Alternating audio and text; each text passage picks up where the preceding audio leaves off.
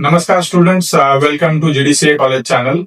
I am Dr. Ashok Jogdan. Today we will see last year question paper for question number 1 to 5 for paper 5 of GDCA, that is cooperative law and other laws, so which is very important actually. So in this part, this video will be in two parts. Part 1 will be of question number 1 to 4 and part 2 will be for 5, 6, 7. So make sure you will watch all the questions properly.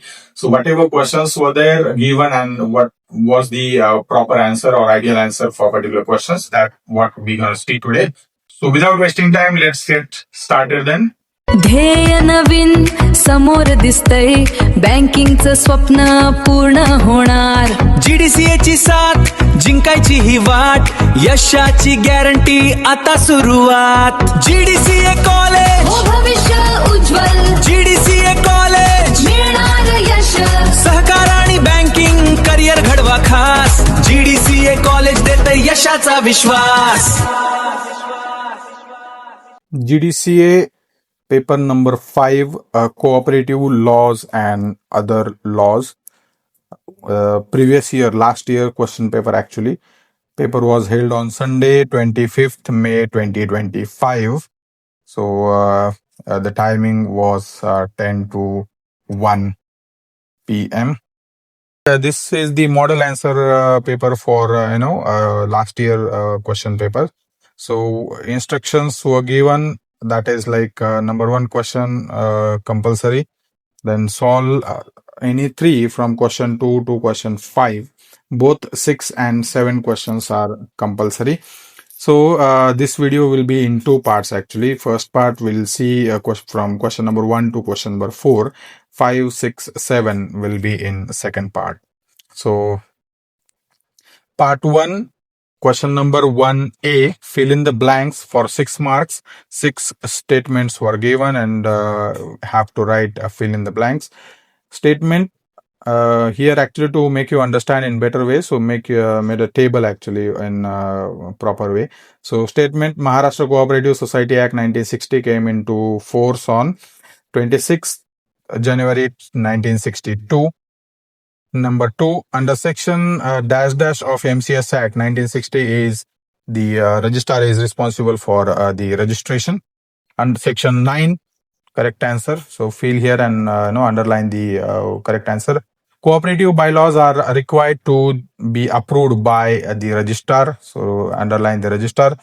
An appeal is made to the cooperative code under section dash dash of MCS Act 1960. It is 97, section 97. Dash dash has been established for the election of cooperative societies. That is a State Cooperative Election Authority, that is SCEA. Number 6, the first Cooperative Society Act in India was enacted in 1904. So 1904 is the correct answer. Next, question number 1B, state true or false with the explanation. So you have to give a reason, actually proper reason for a particular question. This carries 12 marks actually. Question number 1. The first general meeting has to be convened within 5 months after registration. Correct answer is false. Actually, the statement is false. And what is the correct statement or a reason why it is false? Under the Maharashtra Co-operative Society Act MCS 1960, the first general meeting AGM must be convened within 3 months, not 5 months, from the date of registration of cooperative society. The 3-month period ensures timely activation of the society and commencements of democratic governance. Failure to hold the meeting within this period is an irregularity under MCS Act 1960. So you have to mention this properly. So in English, it is very easy to construct these sentences if you know language properly. So you just have to remember the numbers and act. So you will be able to write in proper manner. Number 2, rectification report of audit is prepared in Z form. Again, this is false because why? A correct statement will be the rectification report, also called compliance report is not prepared in a Z form, under Section 81 of the MCS Act 1960, after receiving an audit report, the society must submit the rectification report within 6 months. This is prepared in the prescribed format under MCS Rule 1961, not especially in Z form. The Z form references in the here is incorrect. So this is what you have to write.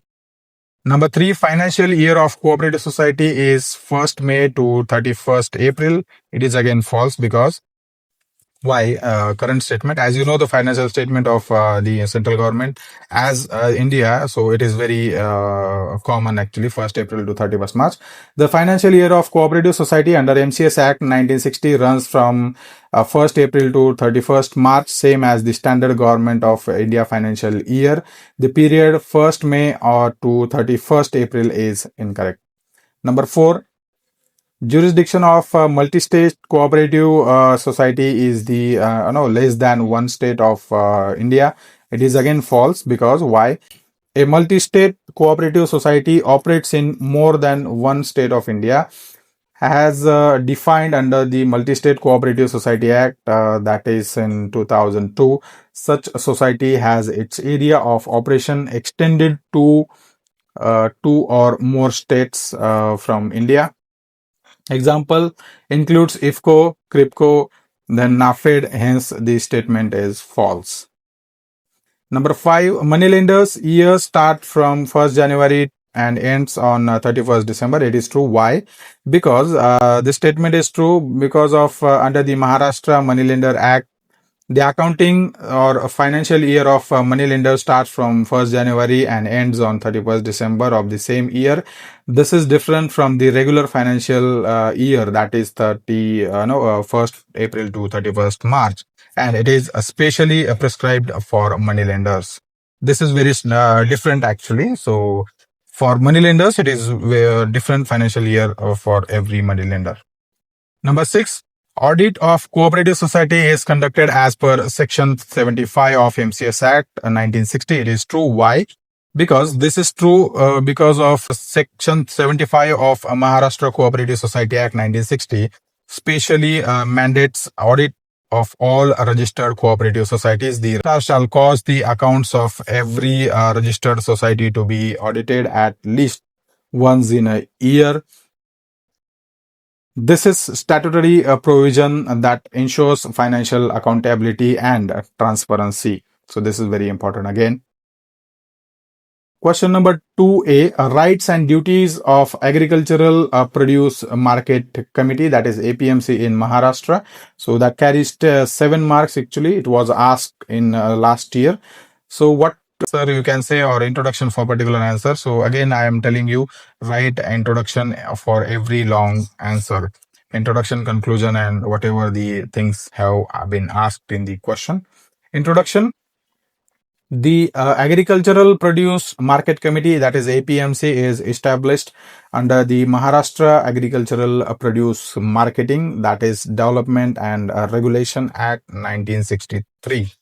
It is main purpose is to regulate the marketing of agricultural produce and protect farmers from exploitation by the middleman. So this is very important. Rights of APMC, rights to regulate market. APMC has the exclusive rights to regulate the purchase, sale, storage, and processing of prescribed or specialized agricultural produce within its jurisdiction. Right to grant license. APMC has the right to issue, renew, suspend, or cancel license of traders, commission agents, and brokers, waymans, and other market functioners. Right to leave market fees or cease, what we can say here. APMC can leave and collect market fees on the transaction of agricultural produce done within its jurisdiction area. Right to make bylaws. APMC has their right to frame bylaws for the day-to-day regulation of market operations subject to government approval. A right to settle disputes. APMC has the right to settle disputes arising between the buyers, sellers, and traders within the market yard. A right to develop infrastructure. APMC has the right to develop market infrastructure such as storage facilities, cold chain, roads, and modern market yards, like drainage as well. So these are the things. Duties of APMC. What are the duties of APMC? Ensure fair trade. APMC has the duty to ensure fair and transparent trading practices within the market, protecting farmers' interests. So here, actually, you can see here actually duties of APMC. So you can underline this, or you can make it bold or capital actually. And whatever points you are going to make here or write here, so you have to mention that there in the in the answer actually. So ensure fair trade, you must underline this in the answer sheet. Standardize weights and measures. It is the duty of APMC to ensure that only standard and accurate weights and measures are used in transactions. Price information. APMC must publish daily market price rates so that farmers can get updated information about market prices. Prevent malpractices. APMC has the duty to prevent malpractices such as adulteration, then short weight, then no delaying in payment, and cartelization. So these are the duties of APMC. Maintain market yard. Upkeep and proper maintenance of the market yard, ensuring hygiene, proper facilities, and efficiency in the functioning of the proper market yard or market in the city. Provide market intelligence to collect and disseminate market intelligence, price data, and information helpful for the all the farmers and traders. So this is very important again. And what will be the conclusion actually? So for particular question, if this comes question comes in your main exam or coming exam, so this much you have to write. Conclusion: APMC plays a vital role in creating an organized, regulated, and framer-friendly agricultural marketing system in Maharashtra. So I know entire country, or all the states are following the same now. It's right and duties together ensures that farmers receives fair price and buyers get quality products or produce. Question 2B. Key features of Multi-State Cooperative Societies Act 2002. This carries for a 7 marks question actually. So question number 2, A or B, you have to solve actually if this type of question comes, or so always choose what the most actually. So on which question or which topic you can write more. So that question you got to select. So here, what will be the introduction for particular question if this question comes, or this is actually last year's question paper. So introduction.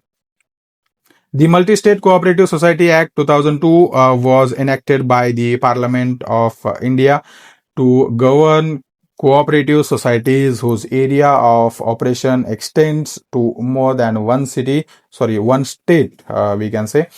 This is the central act applicable all across India. So what are the key features of it? The particular act, we can say, multi-state operations. Number one, multi-state operations. The act governs societies whose membership and area of operation extend beyond one state, enabling them to serve members across multiple states. Central Register.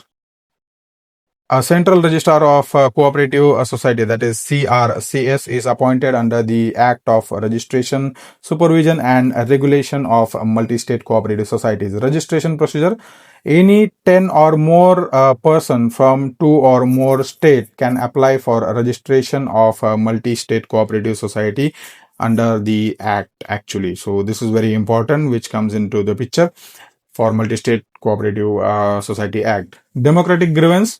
The Act mandates elections to the Board of Directors, ensures representation of SC, ST, women, and fixes a maximum of 21 members on the board.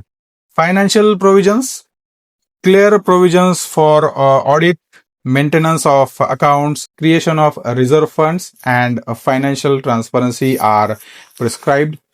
Dispute resolution. Disputes are referred to the central registrar, that is CRCS. RCS is state register actually, so CRCS is different. The Cooperative Rehabilitation, Reconstruction and Development Fund is established for 6 societies. Next, supersession or dissolution, that is the central government can supersede the board of a multi-state cooperative society if it fails to function properly or causes public losses. Example, prominent multi-state society includes IFCO, that is very common name for fertilizers, CRIPCO, then NAFED, and National Cooperative Union of India, that is NCUI. Conclusion: Multi-State Cooperative Society Act 2002 provides a comprehensive legal framework for cooperative societies operating across the state boundaries, promoting the spirit of operation or cooperation, we can say, at the national level. Question number 3A, powers and functions of the annual general meeting, that is AGM. It carries 7 marks. Last year question it was asked. Now, what is the introduction, we can say here for particular question or answer? The annual general meeting, AGM, is the supreme body of cooperative society. Every registered cooperative society must hold an AGM once in a calendar year, or once in a year you can write. So if you want to extend the sentence, you can mention calendar year. So under MCS Act 1960, the AGM has significant powers and functions that governs the society's functioning. Powers of AGM, what are the powers actually? Election of managing committee. AGM has the power to elect members of the managing committee, board of directors, and remove them if necessary. Approval of budget. AGM has the power to pass the annual budget for the coming financial year and approve capital expenditure plans. Amendment by laws. AGM can propose and approve amendments to the bylaws of the society subject to registrar approval. So it has to be approved by registrar actually if any changes and proposals are coming into the picture. Fixing of dividend rates. AGM has the power to declare a fix and the rate of dividend or bonus payables to the members out of the net profit every year. So appointment of auditor. AGM can appoint or change the statutory auditor of the society as per the provision of MCS Act 1960. Approval of long-term plans. AGM can decide on mergers, amalgamation, deviation, or winding up the society actually. So that's will be discussed in the AGMs every year. So whatever things are there. Again, next, functions of AGM: review of annual accounts, consideration and approval of annual accounts, balance sheets, profits and loss account, and auditors' reports. Review performance. Discussion and review of the previous year working achievements, challenges, and future plans. Consideration of audit report. The AGM considers the statutory audit report and the audit rectification compliances report. Admission of members. AGM reviews and approves the application for new members and considers the expulsion of defaulting members. Important resolutions. Passing of the special resolutions on important matters such as loans, investments, and properties transactions. These actually most important functions of AGM actually. So you must know this or you should know this, I can say. Accountability of committee. The managing committee is accountable to the AGM and must answer questions raised by the members. So this is very important again, because why? Whatever questions you have as members, you can ask to the managing committee. So that is very important. What are the legal requirements under MCS Act 1960? The first AGM must be held within 3 months of registration. Subsequent AGMs must be held within 6 months of the closure of the financial year. that is, quorum requirement must be fulfilled.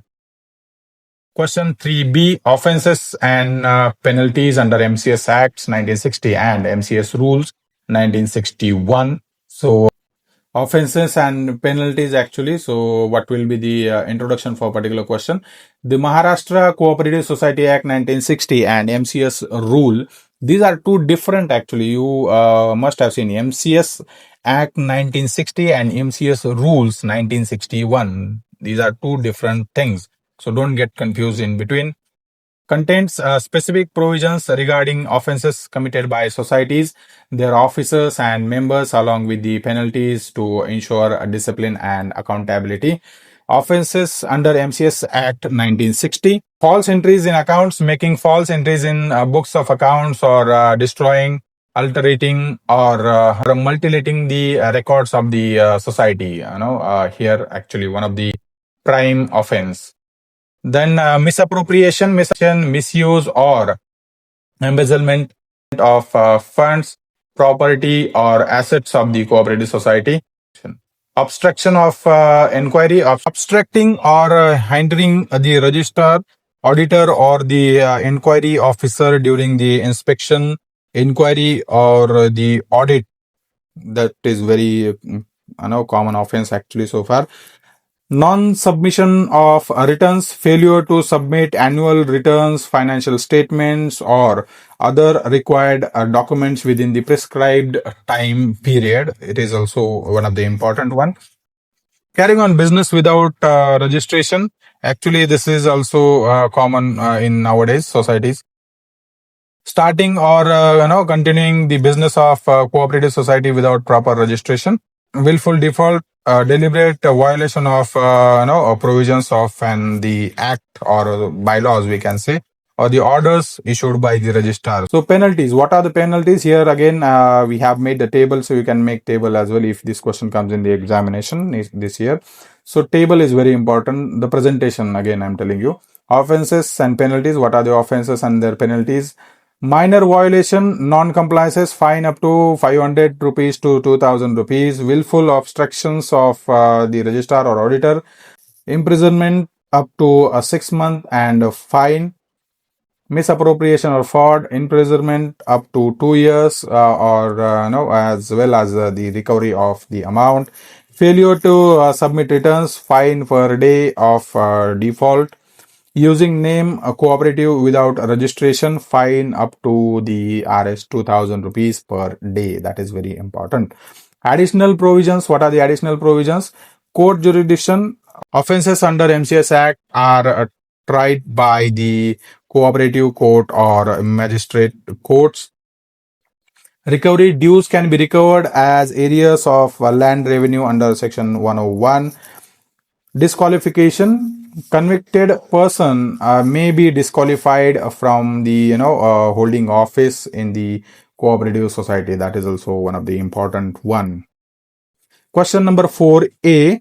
Power to seize records and property of a registrar. That is for 7 marks. Last year question asked what will be the introduction for particular question. So the registrar of cooperative societies is the chief authority under the MCS Act 1960 to protect the interest of members and ensure accountability. The registrar has been given extensive powers to seize records, documents, and property of cooperative societies. So that is also one of the most important one.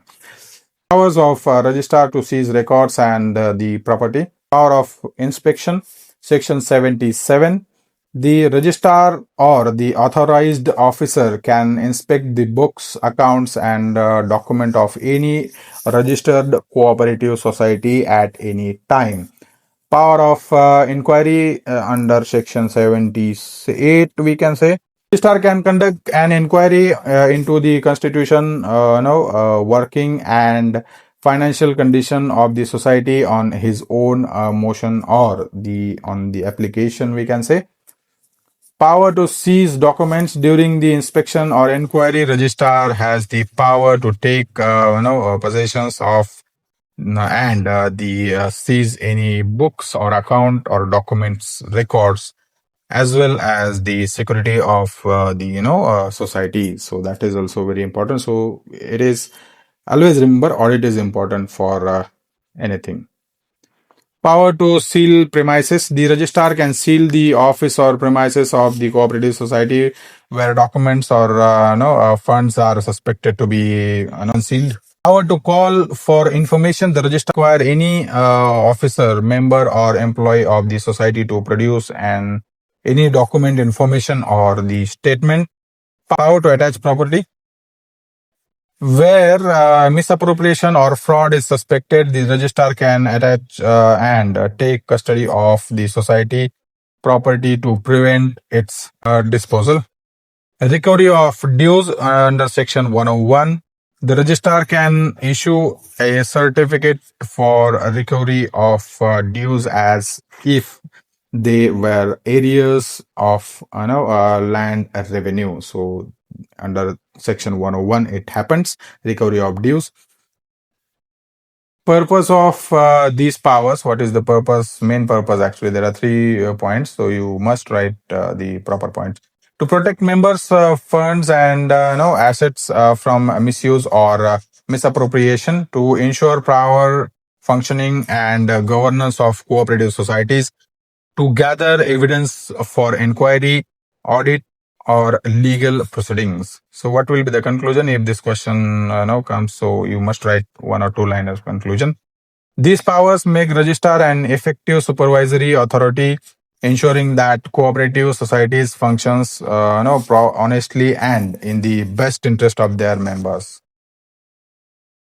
Question number 4B, various types of audits to ensure financial transparency. That carries 7 marks. Introduction. What will be the introduction actually? Audit is a systematic examination of financial records to verify accuracy, honesty, and the compliance with applicable laws under MCS Act 1960, Section 75. Audit of cooperative societies is the compulsory. Various types of audits ensures complete financial transparency. So here, if you read question properly, so you will get proper, points or clues for the answer actually. So here, see, here asked about audits, various types of audits to ensure financial transparency. So here it is very important. So if this question comes, so you must write like introduction for audit actually. So what is audit? You write at least 2-3 points for audit in introduction, and then here it is said types of audits. So what are the various types of audits? Then again write one of the headings types of audit, and then start your writing actually 1, 2, 3 likewise, or A, B, C, D, whatever ways you are comfortable. Types of audit, you must underline types of audit, and whatever the pointers are there, you must underline that as well. Statutory audit, compulsory audit under Section 75 of MCS Act 1960, conducted by a chartered accountant auditor empaneled by the registrar, covers all financial transactions, accounts, and compliances. Internal audit, conducted by the internal audit department of the society itself, done at regular intervals throughout the year to check internal controls, prevent frauds, and ensures accuracy. So this is very common in banking sector actually. So again, you must know this actually. Banking sector, every month there are audits, internal audits happens, or in the bigger company actually like Amul and all. Number 3, concurrent audit. Audit conducted simultaneously as this transaction occurs in the real time, used by large societies, banks, and credit society to prevent errors and frauds on the continuous basis. Actually, here you must know that if you submit the check in the bank, for the credit or for inward or outward, we can say. So there, what you can you'll find like if your some of the signatures missing, or some errors, or you can say printing mistakes, whatever things are there, so small mistakes, so that get verified if there are any. So they will bank will call you and will say like boss, your signature is missing and it is not correct actually. You should get correct signature on this check, and otherwise it will get bounced, or you'll be penalized actually for that. So that is what to avoid these things, concurrent audit is happened in the bank every time or every day, we can say. Number 4, special audits under section 78, ordered by the registrar of specific cases. Actually, there, like when fraud is suspected, society is in distress, or on the member complaint. So if member has an raise a complaint to registrar, on that basis they can do audit, the special audit focused on the specific aspects or the transactions, we can say. Number 5, performance audit. Here performance audit is very important again. So evaluates whether the society has achieved its objectives efficiently and effectively, examines use of resources, achievements of targets, and the member satisfactions. So this comes into the performance audit. Cost audit examines the cost records of the society to verify that expenses are properly allocated and controlled, used by processing societies like sugar factories, spinning mills, we can say, or the cotton mills as well. Number 7, tax audit conducted under section 44A(b) of the Income Tax Act for societies with turnover above a prescribed limit, ensures correct income tax compliances. Number 8, a re-audit or a supplementary audit, we can say. If the original audit reveals a serious irregularities, a re-audit is ordered to examine specific transactions in the greater details. So that is what it's important, when it is happen, a re-audit. So after, but it happens after submitting original audit or main audit, we can say. Importance of audit: detect and prevent the fraud and misappropriation, ensures power use of members fund, builds confidence of members and stakeholders, ensures compliances with the MCS Act, income tax, and other laws. So that is what it is. Questions end. So we'll see you in next part. So you must watch next part as well for question number 5, 6, 7. This was all about part 1 of GDCA paper number 5, cooperative law and other laws.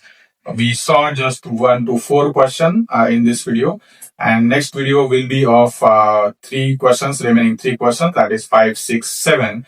In part 2, we will see that as well. So this is how you have to make sure that you will write properly in a appropriate manner. Also the parameters, or also the what we can say, the presentation of for the particular question, so which is a particular answer actually. So it is very important. So make sure that you will write accordingly, and you'll get good marks. So how will be the ideal paper, or how much time? So time dividation, that is also we will be checking out in coming videos. So how can you divide your time for particular examination? That is also I'll give you tips for time management as well.